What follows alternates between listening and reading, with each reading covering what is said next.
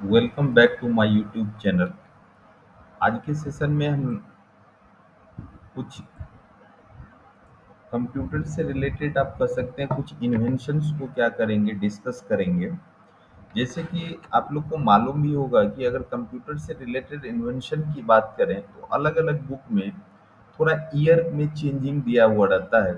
लेकिन यहाँ पर जो आज हम लोग कुछ इन्वेंशंस को डिस्कस करने के लिए जा रहे हैं, जो आपको सामने में दिख भी रहा होगा यहाँ पर, वो जो मटेरियल है वो जस्ट एनसीईआरटी से फॉलो किया गया है, या आप कह सकते हैं ये एनसीईआरटी का ही मटेरियल है।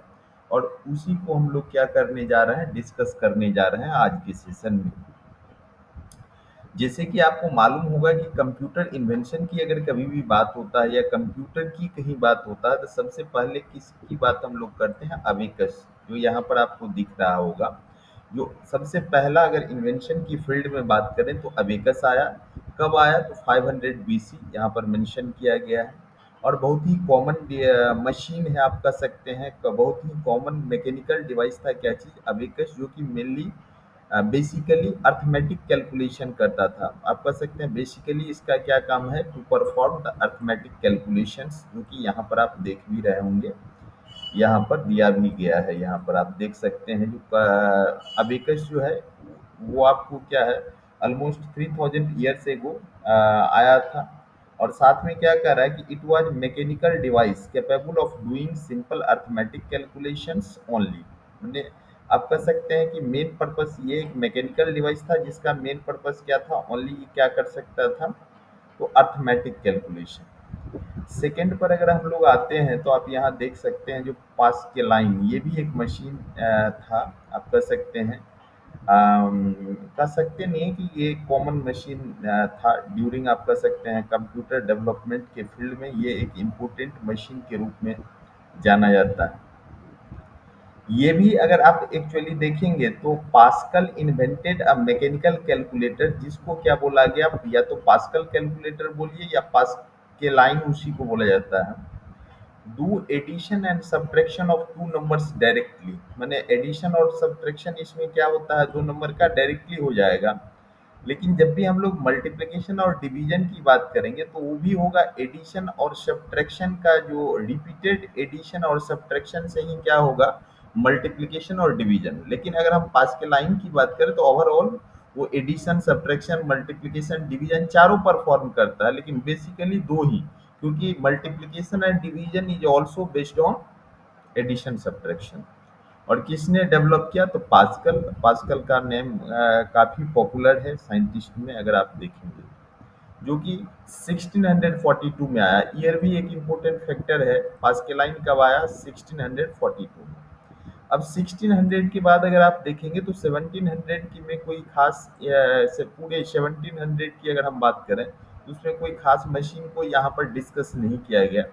उसके बाद एक बार 1834, 1834 मीन्स आफ्टर 1642, नेक्स्ट क्या आया 1834, जब क्या आया था, एनालिटिकल इंजन आया। और अप्रोक्सीमेटली जो भी कंप्यूटर जानते हैं थोड़ा भी उनको मालूम होगा कि एनालिटिकल इंजन किसने डेवलप किया, तो चार्ल्स बेबेज ने डेवलप किया था। किसने डेवलप किया, चार्ल्स बेबेज। और ये भी एक मैकेनिकल कंप्यूटिंग डिवाइस था। क्या था, मैकेनिकल कंप्यूटिंग डिवाइस था। लेकिन इसमें एक्स्ट्रा में क्या करा कि ये inputting, processing, storing and displaying the output, ठीक है, ये सारे काम को परफॉर्म करता था। इसीलिए इसको मैकेनिकल कैलकुलेटर नहीं बोला गया है, क्या बोला गया है, मैकेनिकल कंप्यूटिंग डिवाइस बोला गया है, क्योंकि ये इनपुट लेगा, प्रोसेस होगा, रिजल्ट को स्टोर कर सकता है और डिस्प्ले कर सकता है आउटपुट को। जो कि आज के कंप्यूटर ये सारे काम आज की कंप्यूटर परफॉर्म करता है, सेम वे में वो भी परफॉर्म करता था। कौन, एनालिटिकल इंजन। इसके बाद नेक्स्ट मशीन आया 1890 में। 1834 के बाद 1890 में आया एक बार मशीन। नेक्स्ट क्या उसका नेम क्या था, टेबुलेटिंग मशीन। क्या नाम था ये, अगर हम मशीन की बात करेंगे तो अबेकस, एनालिटिकल इंजन, इसका नाम लगभग में सब सुना हुआ रहता है। लेकिन जैसे टेबुलेटिंग मशीन की बात करते हैं तो ये उतना कॉमनली नेम को जिक्र नहीं किया गया है बहुत सारे बुक में, ठीक है। लेकिन ये भी एक काफ़ी इम्पोर्टेंट रोल इसका था, किसका, कंप्यूटर के अगर हम बात करें डेवलपमेंट में। क्या करा, हरमन होलेरिथ, ये नेम दिया गया है साइंटिस्ट का, जिन्होंने डिजाइन किया टेबुलेटिंग मशीन का। और टेबुलेटिंग मशीन का मेन पर्पस क्या था, summarising the data. Summarising means क्या हो जाता है कि ओवरऑल आप क्या कर सकते हैं, समरी जैसे हम बोलते हैं, जो कोई होल मैंने डिटेल में दिया गया है उसका, जो की पॉइंट की फैक्टर्स रहता है उसको हम लोग क्या बोलते हैं, समरी। तो टेबल हरमन हेरोल्थ डिजाइन किया था क्या चीज, टेबुलेटिंग मशीन, जिसका बेसिक पर्पस क्या था, summarising the data stored on punch card. और पंच कार्ड की अगर हम बात करें तो ये भी एक कॉमन स्टोरेज डिवाइस के फॉर्म में यूज किया जाता था initially. It is the consider to be first step towards programming. अगर कंप्यूटर प्रोग्रामिंग की बात करेंगे तो टेबलेटिंग मशीन से ही फर्स्ट स्टेप माना जाता है क्या चीज का, प्रोग्रामिंग के अगेंस्ट फर्स्ट स्टेप कहाँ से माना जाता है, टेबलेटिंग मशीन से, जो कि 1890 में आया। ईयर भी थोड़ा माइंड में रखना होगा, बहुत सारे एग्जाम में उसको पूछ दिए जाते हैं, बहुत सारे एमसीक्यू जो क्वेश्चन आते हैं उसमें इसको पूछ लिए जाते हैं। अब आ रहा 1937, मीन्स 1800 की बात करें तो दो मशीन 1834 और 1890 में, उसके बाद आया 1937 में, जबकि आया था ट्यूरिंग मशीन। क्या आया था, ट्यूरिंग मशीन। और ट्यूरिंग मशीन की अगर हम बात करें तो यहाँ पर मेंशन भी किया गया है कि ट्यूरिंग मशीन कंसेप्ट हुआ जनरल पर्पस प्रोग्रामेबल मशीन।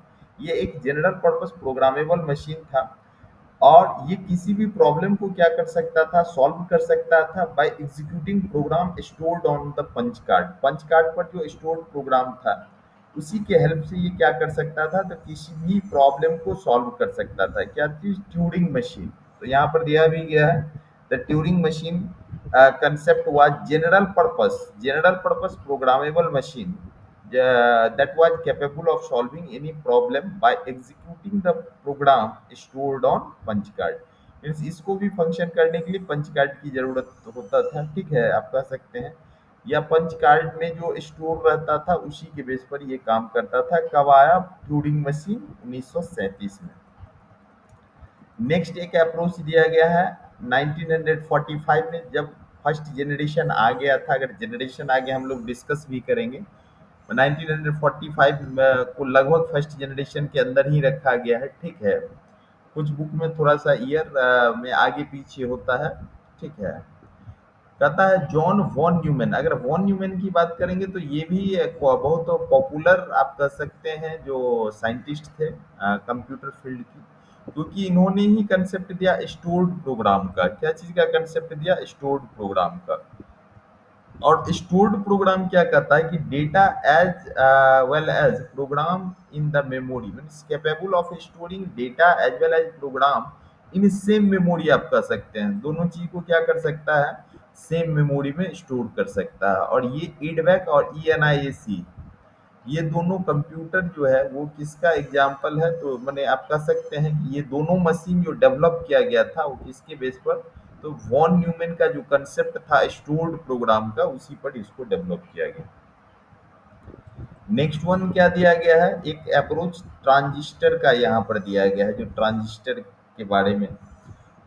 तो vacuum tube were replaced by transistor, ठीक है, वैक्यूम ट्यूब, क्योंकि आपको मालूम होगा कि फर्स्ट जनरेशन में किसका यूज किया गया था, वैक्यूम ट्यूब का।